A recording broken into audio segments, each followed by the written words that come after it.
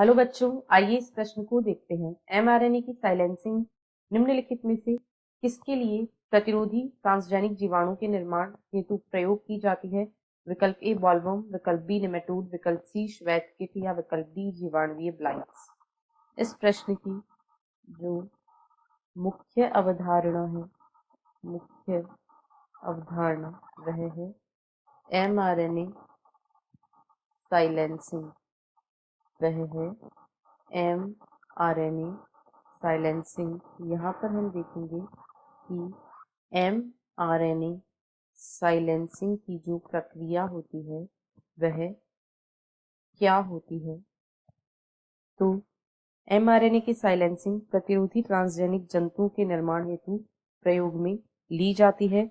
इसके लिए agrobacterium tumefaciens कारकों का प्रयोग किया जाता है। इसके लिए एग्रोबैक्टीरियम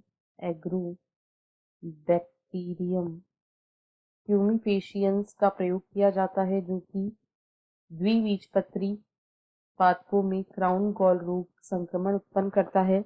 इसमें इनके प्रयोग द्वारा पादपों में निमेटोड विशिष्ट जीन को प्रवेश करवा दिया जाता है। इसके द्वारा पादपों में निमेटोड विशिष्ट जीन पादपों में प्रविष्ट करवा दी जाती है। यह जो निमेटोड विशिष्ट जीन या डीएनए होता है, इसे इस प्रकार से प्रविष्ट करवाया जाता है कि यह जो डीएनए है, यह कोशिकाओं में सेंस और एंटी सेंस दोनों प्रकार के आरएनए उत्पन्न करता है। यह कोशिकाओं में सेंस व एंटी सेंस दोनों आरएनए बनाता है। साधारणतया डीएनए की केवल एक ही श्रृंखला जो होती है वह आरएनए निर्माण में भाग लेती है, लेकिन यहाँ पर डीएनए को इस प्रकार से प्रवेश करवाया जाता है कि जो दोनों डीएनए श्रृंखलाएं होती हैं वे आरएनए का निर्माण करती हैं, जिससे सेंस व एंटी सेंस आरएनए दोनों का निर्माण होता है। दोनों का निर्माण करता है। डीएनए कोशिकाओं में सेंस तथा एंटी सेंस दोनों प्रकार के आरएनए का निर्माण करता है। ये दोनों आरएनए एक दूसरे के पूरक होते हैं, जिसके कारण ये द्विरज्जुकी आरएनए या डबल स्ट्रैंडेड आरएनए निर्मित कर लेते हैं। ये जो डबल स्ट्रैंडेड आरएनए होता है, यहाँ पर जो डबल स्ट्रैंडेड आरएनए या द्विरज्जुकी आरएनए निर्मित होता है, यह आरएनए साइलेंसिंग या आरएनए इंटरफेरेंस को प्रारंभ करता है। यह mRNA साइलेंसिंग को प्रारंभ कर देता है।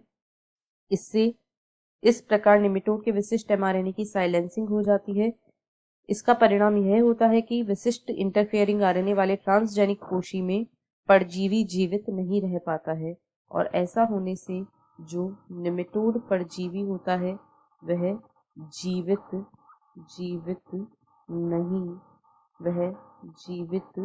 नहीं रह पाता है।